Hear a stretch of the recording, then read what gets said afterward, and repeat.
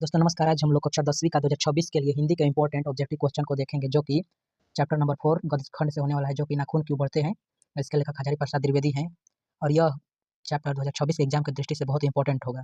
तो अगर आपको वीडियो अच्छा लगे तो चैनल को लाइक, सब्सक्राइब और बेल आइकन प्रेस कर देना, क्योंकि वीडियो का नोटिफिकेशन आपको समय समय पर मिलती रहेगी। तो आइए वीडियो को शुरू करते हैं। तो यहाँ पर फर्स्ट क्वेश्चन लिखा है, नाखूनों का बढ़ना किसका प्रमाण है। नाखूनों का बढ़ना किसका प्रमाण है। नाखूनों का बढ़ना किसका प्रमाण है। तो नाखूनों का बढ़ना पार्श्विक वृत्ति और संघर्ष चेतना का। तो ऑप्शन नंबर डी सही हो जाएगा। यहाँ पर पुनर्वा शीर्षक उपन्यास किसकी रचना है। पुनर्वा शीर्षक उपन्यास किसकी रचना है। तो यह पुनर्वा हजारी प्रसाद द्विवेदी की रचना है। ऑप्शन नंबर ए सही हो जाएगा।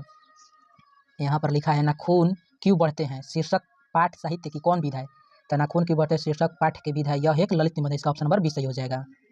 गौड़ देश के लोग क्या पसंद करते थे। गौड़ देश के लोग बड़े बड़े नखों को पसंद करते हैं। इसका ऑप्शन नंबर डी सही हो जाएगा। यहाँ पर लिखा है, नाखूनों का बढ़ना मनुष्य के किस वृत्ति का परिणाम है। नाखूनों का बढ़ना मनुष्य के किस वृत्ति का परिणाम है। तो नाखूनों का बढ़ना मानव की पार्श्विक वृत्ति का पहचान है। इसका ऑप्शन नंबर बी सही हो जाएगा। यहाँ पर लिखा है, लेखक हजारी प्रसाद द्विवेदी ने दयनीय जीव किसे कहा है। तो दयनीय जीव अल्पज्ञ पिता को कहा है। इसका ऑप्शन नंबर ए सही हो जाएगा। यहाँ पर लिखा है, प्रयत्न मानव का अर्थ क्या है। प्रयत्न मानव का अर्थ प्रयत्न मतलब पुराना हो जाता है। तो इसका ऑप्शन नंबर डी सही हो जाएगा, प्राचीन मानव। नाखूनों का इतिहास किस पुस्तक में मिलता है। नाखूनों का इतिहास किस पुस्तक में मिलता है। तो नाखूनों का इतिहास कामसूत्र मिलता है। इसका ऑप्शन नंबर ए सही हो जाएगा। हजारी प्रसाद द्विवेदी ने डिलिट की उपाधि किस विश्वविद्यालय से प्राप्त की। डिलिट की उपाधि किस विश्वविद्यालय से प्राप्त की। तो इसका ऑप्शन नंबर बी सही हो जाएगा, यह लखनऊ से प्राप्त की। यहाँ पर जो भी मैं क्वेश्चन बता रहा हूँ 2026 में आने की संभावना है। आप लोग यहाँ पर देख सकते हैं, ये क्वेश्चन 23 के फर्स्ट पाली में पूछ चुका है। तो आप लोग वीडियो को स्किप बिना किए हुए इस वीडियो को पूरा देखना और चैनल को लाइक सब्सक्राइब भी कर देना। यहाँ पर लिखा है, कहानी में चंद्रकार, त्रिकोण, दंतुल, वर्तुलाकार आकृतियों का संबंध मानव के किस अंग से है। तो किस अंग से है। तो चंद्रकार, त्रिकोण, दंतुल, वर्तुलाकार यह सब नख को कहा गया। नख मतलब नोह को कहा गया है। अलकत का अर्थ क्या है। अलकत का अर्थ होता है आलता। इसका ऑप्शन नंबर 20 सही हो जाएगा। द्विवेदी जी को साहित्य अकादमी पुरस्कार किस रचना पर मिला था। द्विवेदी जी को साहित्य अकादमी पुरस्कार आलोक पर्व पर मिला था। इसका ऑप्शन नंबर 20 सही हो जाएगा। प्राचीन मानव का प्रमुख अस्त्र शस्त्र था। प्राचीन मानव का प्रमुख अस्त्र था। तो प्राचीन मानव का शस्त्र नाखून था, क्योंकि पुराने ज़माने में लोग नाखून से ही लड़ाई और किसी को मारने में काम आता था नाखून, और बड़े बड़े नाखून रखते थे। नाखूनों का बढ़ना किसका परिणाम है। नाखूनों का बढ़ना किसका परिणाम है। तो नाखूनों का बढ़ना मनुष्य की अंत सहजता वृत्ति का पहचान। इसका ऑप्शन नंबर 20 सही हो जाएगा। यहाँ पर लिखा है, सब पुराने अच्छे नहीं होते और सब नए खराब नहीं होते, ऐसा किसने कहा है। तो ऐसा कालिदास ने कहा। इसका ऑप्शन नंबर 20 सही हो जाएगा।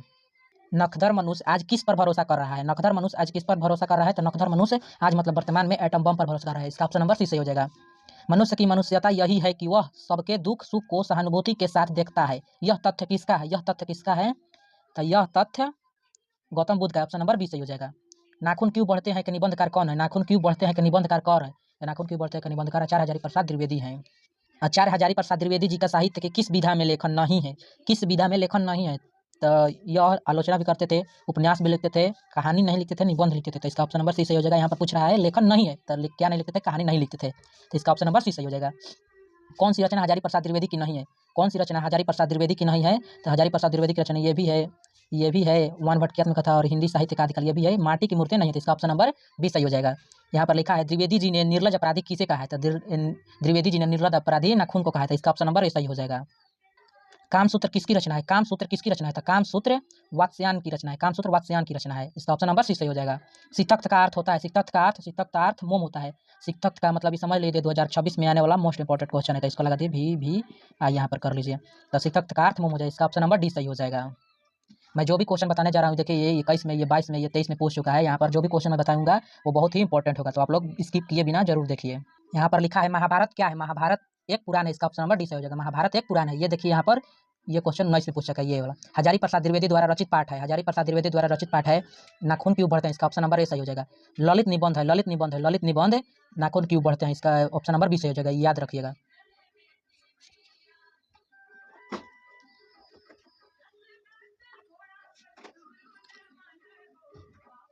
पुराने कामों सब समय वांछनीय ही नहीं होता है, किस लेखक की पंक्ति है। पुराने कामों सब समय वांछनीय ही नहीं होता है, किस लेखक की पंक्ति है।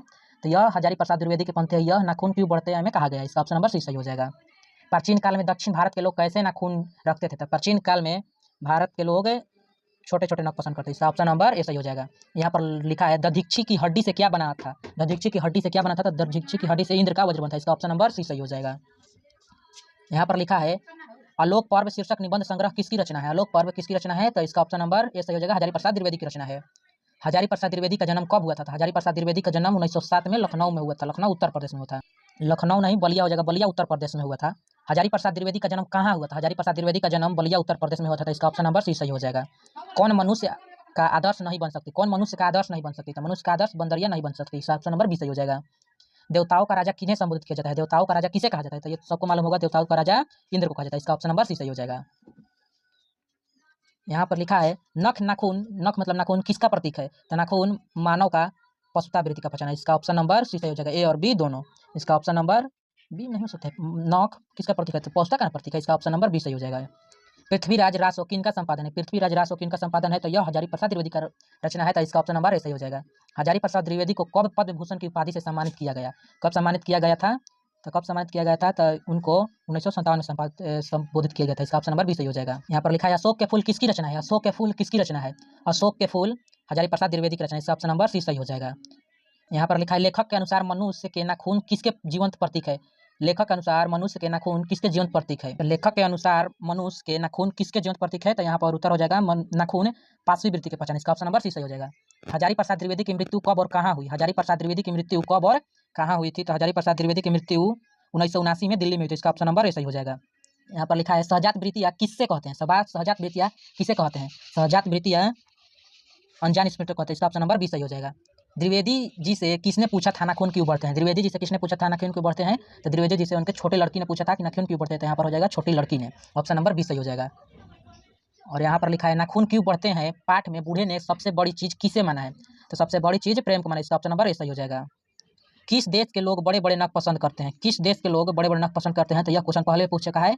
तो किस देश के लोग बड़े बड़े नख पसंद करते हैं? तो गौण देश के लोग बड़े बड़े नख पसंद करते हैं। देखिए क्वेश्चन यहाँ पर क्वेश्चन पूछ चुका है और आशा है कि 26 में भी पूछेगा। यहाँ पर लिखा है पुराने का मोह सब समय वांछनीय ही नहीं होता। यह पंक्ति किस शीर्षक पाठ की है? पुराने का सब समय वांछनीय ही नहीं होता, यह पंक्ति किस शीर्षक पाठ की है? तो यह बात नाखून क्यों बढ़ते हैं में कहा गया। इसका ऑप्शन नंबर ए सही हो जाएगा। अनामदास का पोथा उपन्यास किस लेखक की कृति है? अनामदास का पोथा हजारी प्रसाद द्विवेदी की रचना है। यह भी क्वेश्चन को MVVI कर लीजिए, MVVI। यह क्वेश्चन 2026 में रहेगा। यहाँ पर लिखा है कौन नाखून को जिलाया जा रहा है? कौन नाखून को जिलाया जा रहा है? तो नाखून को प्रकृति जिलाया जा रहा है। इसका ऑप्शन नंबर सी सही हो जाएगा। यहाँ पर लिखा है अनामदास का पोथा साहित्य की किस विधा की रचना है? अनामदास का पोथा किस विधा की रचना है? तो यह अनामदास का पोथा उपन्यास है। इसको भी MVVI लगा लीजिए, MVVI क्वेश्चन लगा लीजिए इसको भी। असुरों के पास नहीं थी, असुरों के पास क्या नहीं थी? तो असुरों के पास लोहे के अस्त्र नहीं थे। इसका ऑप्शन नंबर डी सही हो जाएगा। कालिदास की ललित योजना किनकी रचना है? कालिदास की ललित योजना किनकी रचना है? तो यह हजारी प्रसाद द्विवेदी की रचना है। तो इसका ऑप्शन नंबर सी सही हो जाएगा। यहाँ पर लिखा है गौतम बुद्ध ने कहा था कि मनुष्य की मनुष्यता है, मनुष्य की मनुष्यता है तो सभी के दुख सुख को सहानुभूति के साथ देखना था। इसका ऑप्शन नंबर ए सही हो जाएगा। नखदर मनुष्य अब क्या लेकर आगे की ओर चल रहा है? नखदर मनुष्य अब आगे की ओर क्या लेकर चल रहा है? तो ये क्वेश्चन पहले भी आ चुका है। तो अब नखदर मनुष्य एटम बम लेकर चल रहा है। इसका ऑप्शन नंबर भी सही हो जाएगा। मनुष्य किसको नहीं बढ़ने देगा? मनुष्य किसको नहीं बढ़ने देगा? तो मनुष्य नाखूनों को नहीं बढ़ने देगा। इसका ऑप्शन नंबर भी सही हो जाएगा। तो आशा करता हूँ कि आप लोगों को यह वीडियो अच्छा लगा होगा। तो चैनल को लाइक सब्सक्राइब और बेल आइकन प्रेस कर देना, क्योंकि वीडियो का नोटिफिकेशन आपको समय समय पर मिलती रहेगी। तो यह क्वेश्चन जो भी मैंने बताया है, यहाँ से 10 से 15 क्वेश्चन आने की संभावना है। तो आप लोग बढ़िया से 1 से 2 बार इस वीडियो को देखकर और समझ लीजिएगा। Thank you for watching my video. एक प्यारा सा कमेंट कर दीजिएगा। Thank you.